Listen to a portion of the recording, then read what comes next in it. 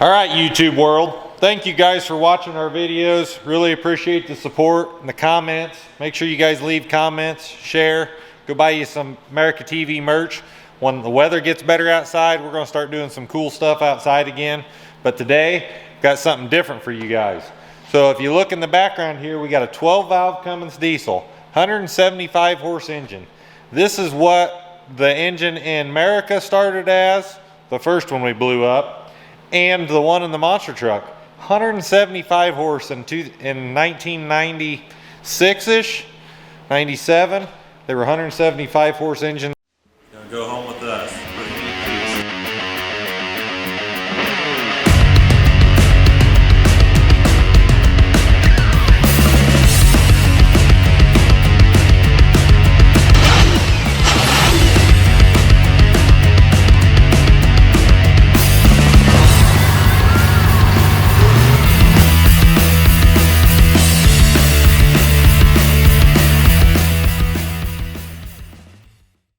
So today what we're going to do is we're going to try to get this 12 valve Cummins running on the floor, because I want to see it run myself, see that it has good oil pressure, and yeah, before I decide to sell it or whatever's going to happen with it. So these things are very simple engines. They claim they're literally like one wire it takes to run them, which is pretty much the case, but I'll show you guys what it's going to take, hopefully, to get this thing fired up. And it is pouring buckets outside, so we're going to do it right here in the shop, on the shop floor. And a big reason I want to do this is, you see these guys overseas, across the pond, you know, whatever country they may be in, little island or whatever, starting these engines outside of a garage, on a floor, on a cement block or whatever, and it's sitting there rattling like it's going to fall over, and they're revving up on it. And it's like, we can do that right here in the good old USA. So let's see what we can make of it.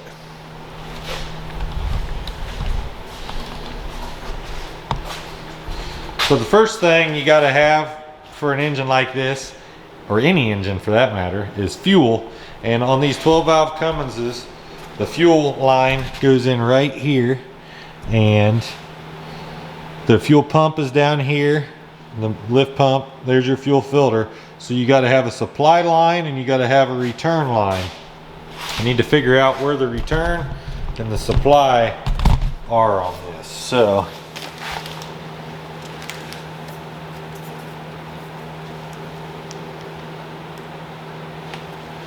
right there's your supply line. So here's one and here's the other. They're right by each other. I'm just blind, obviously. So this should be the return right here, and this is the supply. This actually goes to this lift pump down here. So I got some fuel hooked up here. I got a cart I keep in the shop that has diesel fuel in it. And so the supply line is this red line right here, and it's plumbed into this, so it's got its own lift pump right here is the mechanical lift pump for the 12 valve. So it actually goes in that, and then it comes up through this filter and goes to this P7100 mechanical injection pump right here. The return line is that blue line that goes right up there. I got it going to the fuel tank, so that just literally returns whatever the engine doesn't burn from the injectors and the injection pump. So the cool thing about this cart is I got a little pump rigged up over here off a VP44 Cummins, like a 99 to 02. They said those pumps were always junk, and I ended up with one, and it's worked on this cart forever. So it does what I need to do, so we can use it to prime this engine up here in just a minute. So I'm going to kick this fuel pump on. We're going to see if we got any major leaks.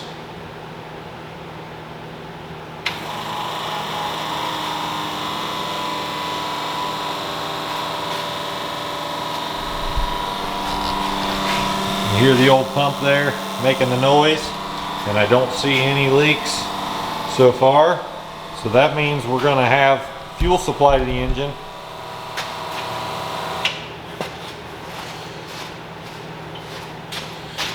So the next thing we need to do is I need to take this plastic off from where I taped it up, because I hold this thing out in the rain. This is the air intake. That's got to be open in order for it to run, because you got to have air and you got to have fuel. And then I need to take the plastic off the turbo on the other side, We need to get power to this wire, which goes to the starter. This is the actuator wire for the starter, so we can jump that. We got a ground wire right here, so we get a battery with a ground on it hooked up here, and then we need to basically crank her over. I got the good old Rule King battery here. I think it was one out of the semi, maybe one I took out of the toter home that Peter built. So this is your power. Normally you want to hook it up first, hook your ground up last. It'll keep it from arcing. So there that is. Now the crazy thing about this is it's got a different style terminal here. So I got an adapter to screw on this battery.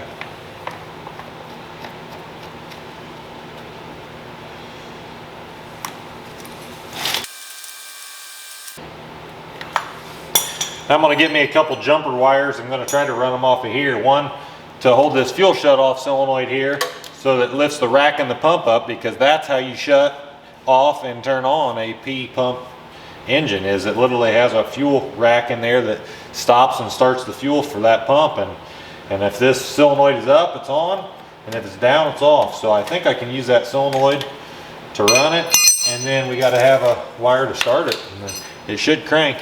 Oh yeah, we got to get exhaust hooked up, otherwise it's going to be smoky. All right, so got a classy exhaust hooked up there, as you can see. Goes outside, man.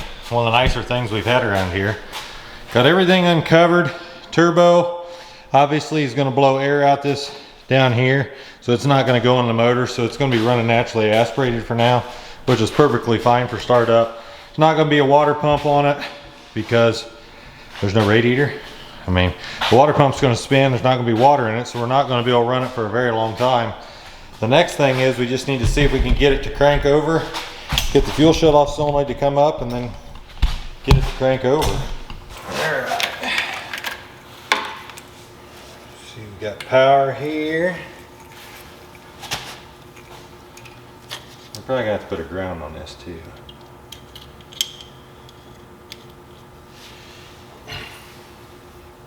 We use this as our ground wire.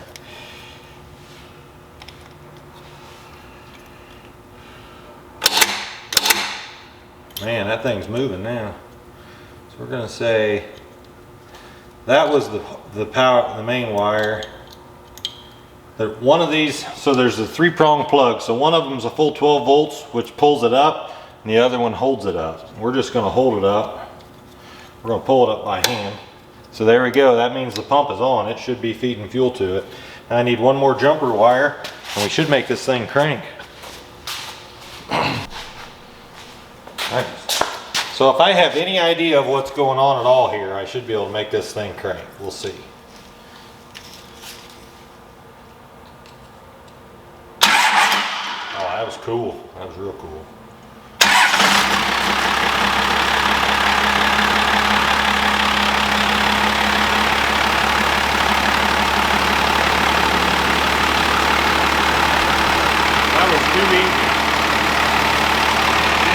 Flopping around back there, that's kind of sketchy. That fan right there, that's kind of sketchy.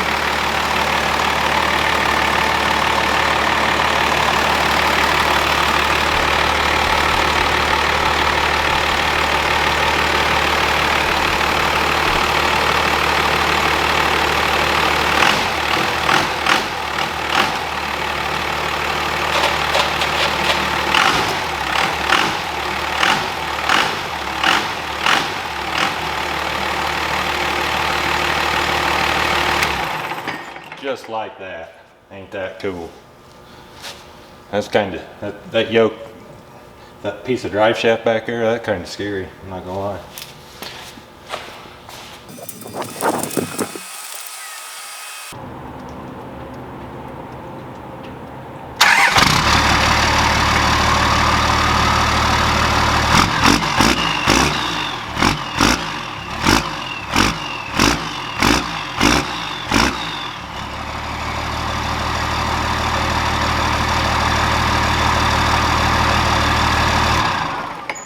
Alright guys, so as you see the monster truck's back here, gonna keep working on this bad boy. Rear axle's gotta come out. but tried to do something different today. Let me know if you guys liked the video, getting that old 12-valve Cummins running or not.